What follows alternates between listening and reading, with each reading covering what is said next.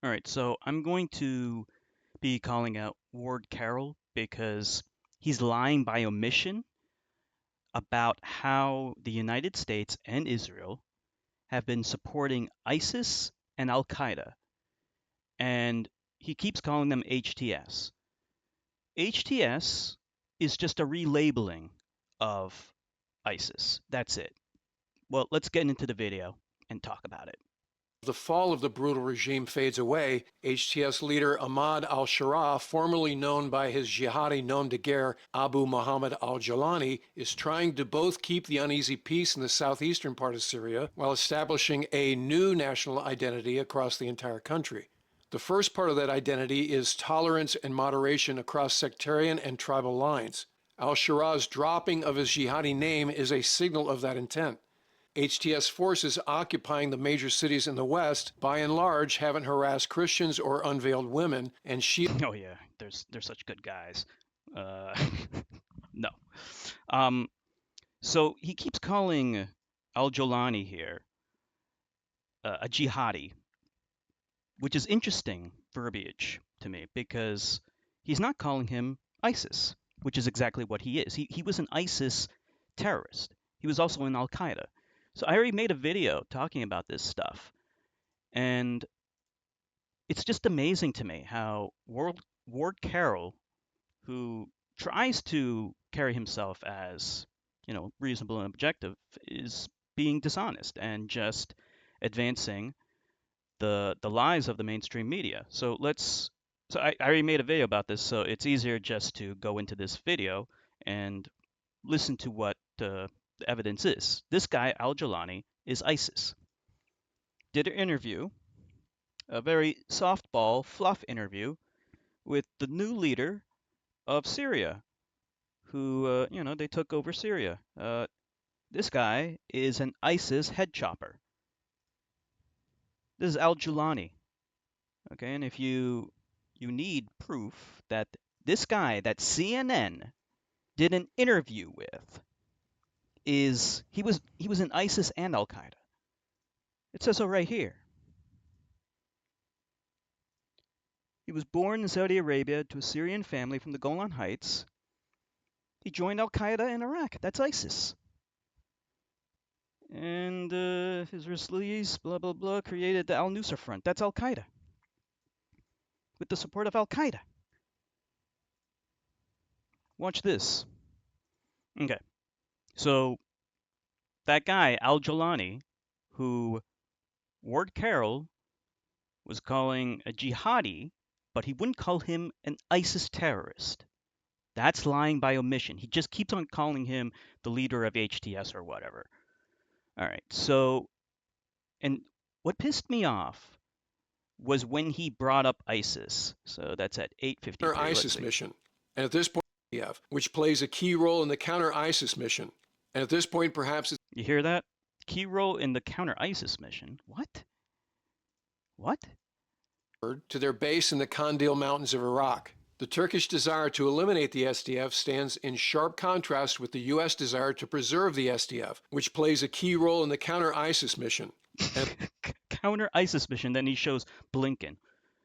Okay, these morons like Blinken have been fooling morons like Ward Carroll, who may not actually be fooled. He might just be lying intentionally, and I believe that he is. I think he knows full well that HTS and ISIS are actually the same thing. Let's watch a video which demonstrates that.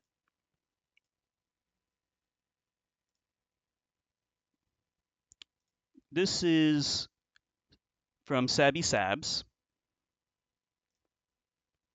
and we're going to listen to Scott Ritter talk about what HTS really is. A major campaign, but then all of a sudden something happened. ISIS became a problem for Bashar al-Assad.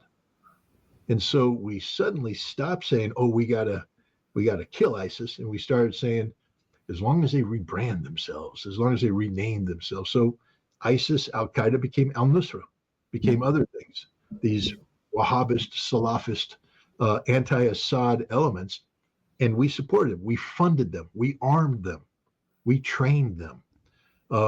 We served as their diplomatic corps on occasion. You want to hear that back to back with what this moron Ward Carroll is saying? SDF stands in sharp contrast with the U.S. desire to preserve the SDF, which plays a key role in the counter-ISIS mission. Counter-ISIS mission? No!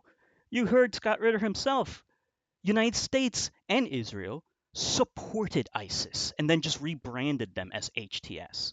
Occasion we served as their air force because they're You heard that? America served as their air force.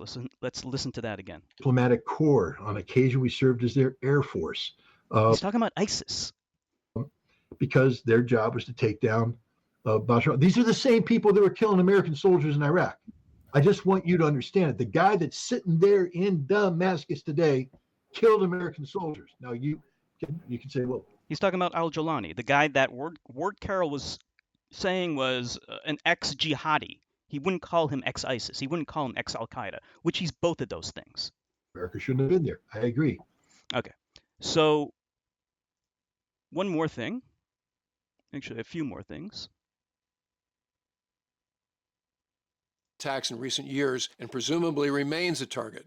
Also, the U.S. along episodes, the Al-Tanf outpost has been hit by ISIS-led attacks in recent years and presumably remains a target. Okay, one more time. The Al-Tanf deconfliction zone. As reported in previous episodes, the Al-Tanf outpost has been hit by ISIS-led attacks in recent years and presumably remains a target. Oh man. Hit by ISIS. That's HTS. These are the same guys that America is supporting. The same people. You heard Scott talk about it. Okay? Let's see. One more thing. No, actually, before I get to that one more thing, we're going to watch a different person talk about the rebranding of ISIS to HTS. So let's listen to Douglas MacArthur. This was from my video, who really bought all those trucks for ISIS. Well, he was, let us say, just to be polite, rather disingenuous about it. So he's talking about Jake Sullivan, who was basically saying the same thing that Ward Carroll was talking about, like saying, oh, ISIS, we're fighting against ISIS still. No, you're not fighting. ISIS is HTS. A number of things. First of all, we, that is the CIA, and I think MI6 from Britain, have had a hand in rebranding ISIS and all of these radical Islamists and making them into something else, at least on the surface, so that they could be utilized to attack the enemies that we have chosen. And those enemies are Iran and its Shiite supporters. So insofar as we've had a hand in that, I think it's a little ridiculous for him to say, well, we're keeping an eye on this because ISIS will take advantage of it. ISIS is there. ISIS is us, okay? And ISIS does have... ISIS is this guy that CNN is interviewing. He chopped off people's heads. Have their eyes on Tikrit, on Mosul, on Kirkuk in northern Iraq, which of course are cities of great interest to the Turks who view those. Okay. So there you go. Every time Ward Carroll is talking about we're worried about ISIS, no. You supported America, the United States of America supported ISIS and then just rebranded them as HTS. Okay, you're lying by omission or you're just an ignoramus. So I don't know which one of those two things it is. But if you watch this video, Ward Carroll, hopefully you're a little more educated. Or maybe you'll stop lying. I don't know. You tell me. One more thing. And, as some regional experts have claimed, to destroy evidence of collaboration with the Assad regime over the years. Okay, so he's talking about Israel here. Let's back up.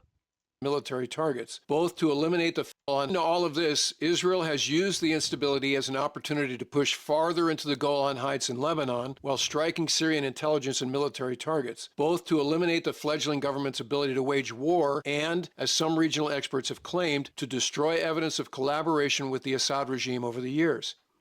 No, no, Israel has been supporting ISIS and Al-Qaeda. Now, how do we know that? Well, I got a video proving it.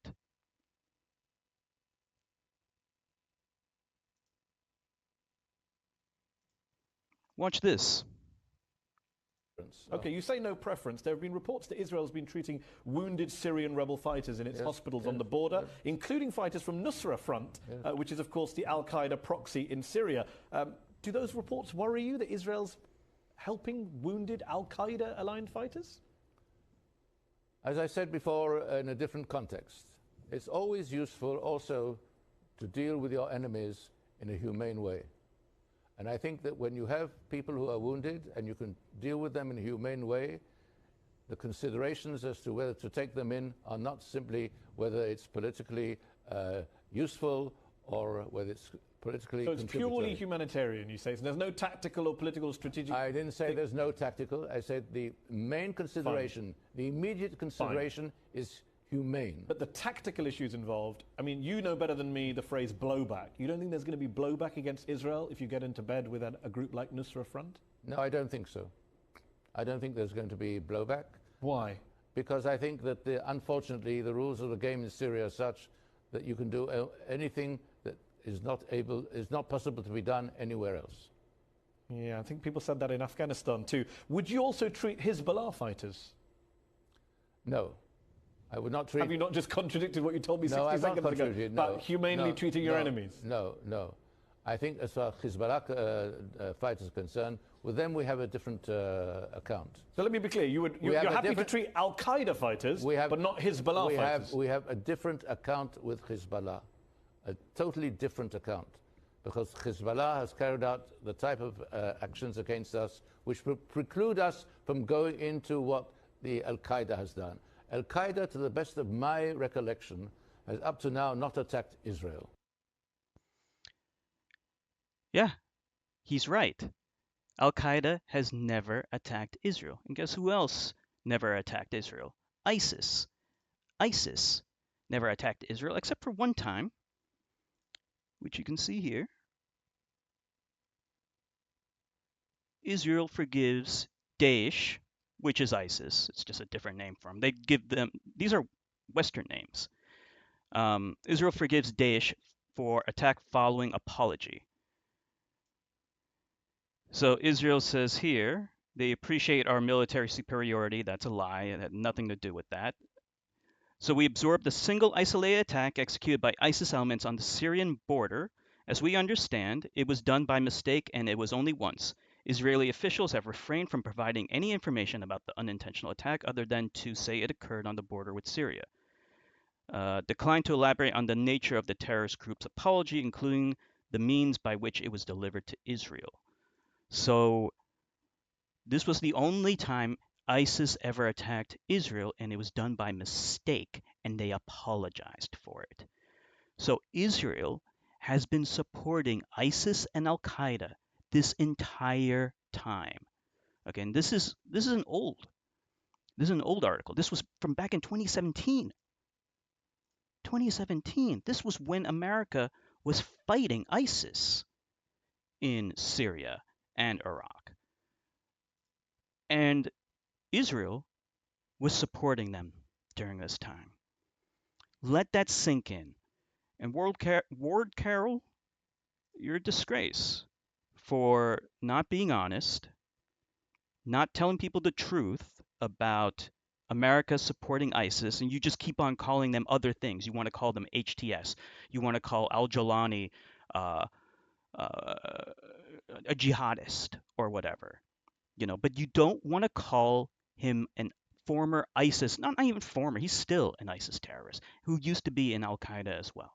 You don't want to be honest with your audience, so I guess I have to and expose you for being the lying sack of shit that you are, or an ignoramus. You tell me which one of those two things it is.